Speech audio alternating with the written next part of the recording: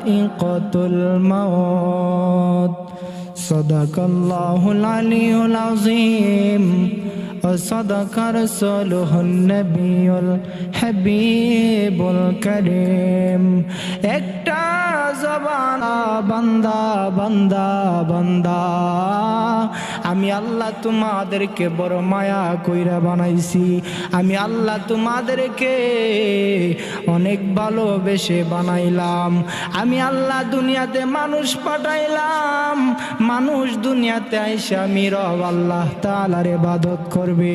আমি আল্লাহ দুনিয়াতে মানুষ জাতি পাঠাইলাম। মানুষ এই দুনিয়াতে আইসা আমি রব আল্লাহ তাআলার গোলামি করবে।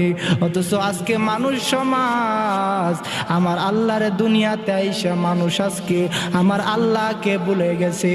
আজকে আমার সমাজের মানুষ আমার রব আল্লাহ তাআলার হুকুম মোতাবেক চলে না। আমার আল্লাহর ইবাদত করতে মানুষ রাজি না। এই জন্য আমার যুবকের দল, যুবক যুবক যুবক যুবক, আমার আল্লাহ রাব্বুল আলামিন বলতেছে, বান্দা কুল্লু নাফসিন যায়িকাতুল মাউত। আমি আল্লাহ তোমাদেরকে যতদিন হায়াতের বাজেট দিয়েছি, তোমাদের হায়াতের বাজেট যখন শেষ হয়ে যাবে, তোমাদের হায়াতের বাজেট যখন ফুরিয়ে যাবে, আমি আল্লাহ তোমাদেরকে মৃত্যু নামক একটা তাবা দিয়ে একদিন আমি আল্লাহর দরবারে নিয়ে আসব।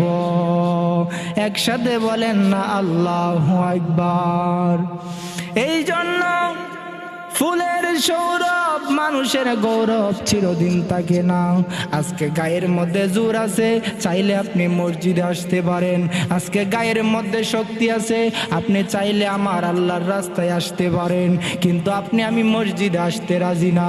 আজকে শরীরের মধ্যে জোর আছে, কিন্তু মসজিদে আসতে রাজি না। আমার আল্লাহ বলে, যাদের প্যারালাইসিস হয়েছে তাদেরকে তুমি জিজ্ঞাসা করিও, তোমার কি মসজিদে যাইতে ইচ্ছা হয়নি? এই আল্লাহর বান্দা বলবে, বাবা বাবা বাবা বাবা, আমার মন চাই মসজিদে যাইতে, কিন্তু আমি মসজিদে যাইতে পারি না। কারণ হইল আমার পায়ের মধ্যে প্যারালাইসিস হয়ে গেছে। আমি চাইলেও মসজিদে যাইতে পারি না। অথচ আপনি আমি আল্লাহ রাব্বুল আলামিন আপনাকে আমাকে পা দিয়েছে আমার আল্লাহর ঘরে আইসা নামাজ পড়ার জন্য, কিন্তু আপনি আমি মসজিদে আইসা নামাজ পড়ি না। আল্লাহর বান্দারে, কুল্লু নাফসিন যায়িকাতুল মাউত। তোমার সামনে যখন মালাকুল মাউত আজরাইল নামক ফেরেশতা তোমার সামনে হাজির হয়ে যাবে, শত চেষ্টা করলেও আর পালাইবার রাস্তা খুঁজে পাইবা না। এই জন্য আমার বাবা, সময় থাকতে আমার আল্লাহর প্রেমে পাগল হয়ে যাও।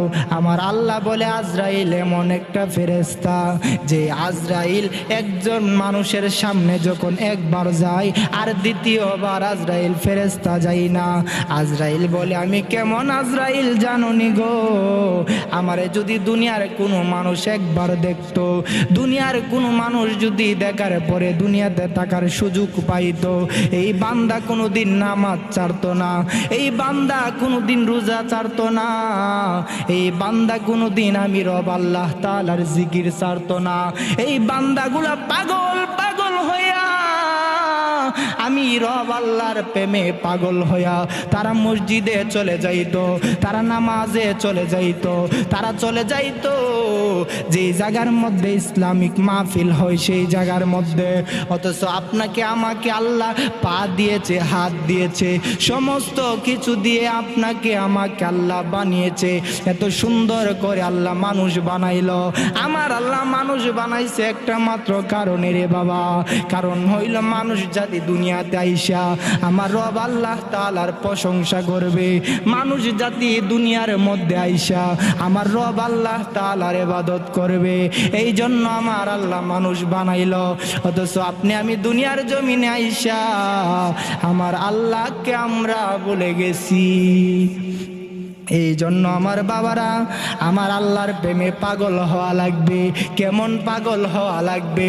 পাগল হওয়া লাগবে রে যেমন পাগল হইলে ঘর বাড়ির মায়া ছেড়ে দেই, যেমন পাগল হইলে আপন মানুষের মায়া ছেড়ে দেই, যেমন পাগল হইলে সম্পত্তির মায়া ছেড়ে দেই, যেমন পাগল হইলে দুনিয়ার লোভ লালসা ছেড়ে আমার আল্লাহর প্রতি আসা যায়।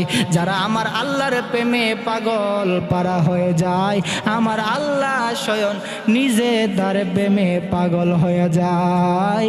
একসাথে বলেন না আল্লাহু আকবার।